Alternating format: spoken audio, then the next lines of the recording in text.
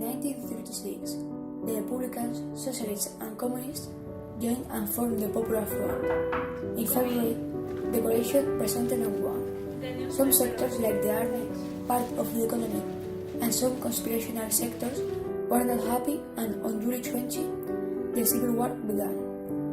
The international brigades were formed by the thousands of volunteers from different countries that went to fight in Spain in favor of the Republic, because if rebellious side won, the dictatorship would take over Spain and the World War II could start.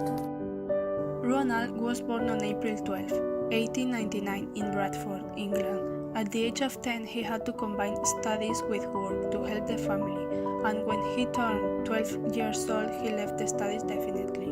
When World War I exploded, he tried to enlist himself, but as he was 15 years old, he couldn't get in until he was 16. He had to fight in France, and he was hurt in the battles. At that time, Ronald heard about Karl Marx and socialism for the first time. This ideology made him understand the uselessness of the sacrifice of so many lives of workers during that war. The employment situation didn't improve, and he decided to move to Australia, but there was no job at all, and in 1926 he returned to England, where he participated in the 9-day general strike. The strike was unsuccessful, and Ron went to a list of suspicious workers. Finally, he emigrated to Canada. On May 1st of 1937, they warned him that everything was ready so he could go to a civil war. When he arrived to Paris with other Canadians, where they spent 3 days in different hotels not to raise suspicions. They had the exact time to contact the committee that was located at trade union. It was the meeting point of most of the volunteers that wanted to go to Spain. His group went by train to Marseille.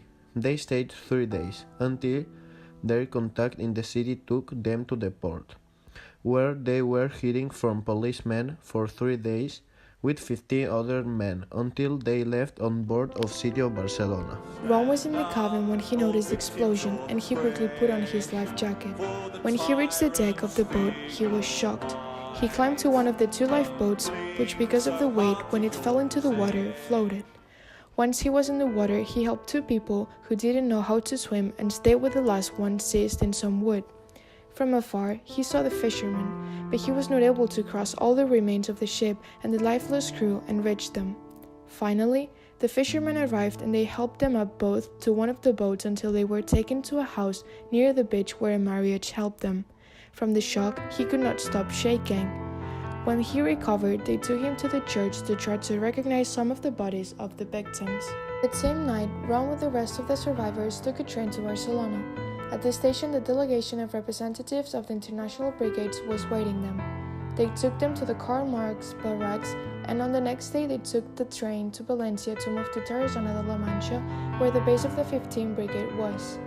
Ron was in the battalion until the number of Canadians grew so much that they formed the Magpaps Battalion. Ron was appointed lieutenant at the base of Tarazona when they were sent to Osca, where he was fighting until they joined the Cas Brigade. Ron was hospitalized, and afterwards he was able to rejoin himself, elaborating tasks of no great effort. In September 1938, the government of the Republic decided that the international brigades had to return to their countries. Ron could not return to Canada because the government denied their entry, but in 1939 he could finally enter. In 1947, he settled down with his second wife, where he lived until he died on May 1974. We don't know what did he do after moving in with his wife, but we found out that his book was published after his death.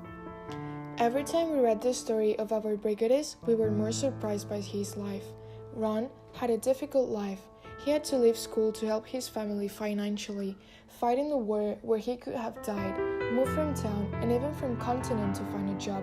But what surprised us most was that despite his conditions, he had a big heart, wanting to help the working class, believing in the ideology of Karl Marx until he could fight for the Spanish Republic. Unfortunately, he was in the Ciudad de Barcelona when it sunk, but on the other hand, he was fortunate not to have died there. Later, he could continue fighting as he wanted to do until he was banned. Another anecdote is that he was not able to see his published work because he died before.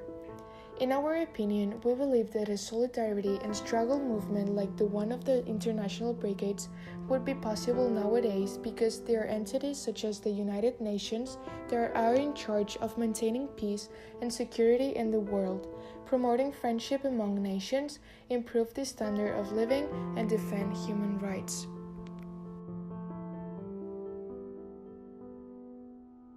La llibertat és la raó de viure, dèiem, somniadors d'estudiants. És la raó dels vells, matissem ara la seva única esperança escèptica. La llibertat és un estrany viatge. Són les places de toros amb cadires, damunt la sorra en temps d'eleccions. És el perill, de matinada al metro. Són els diaris, al final del dia. Llibertat és fer l'amor als parcs.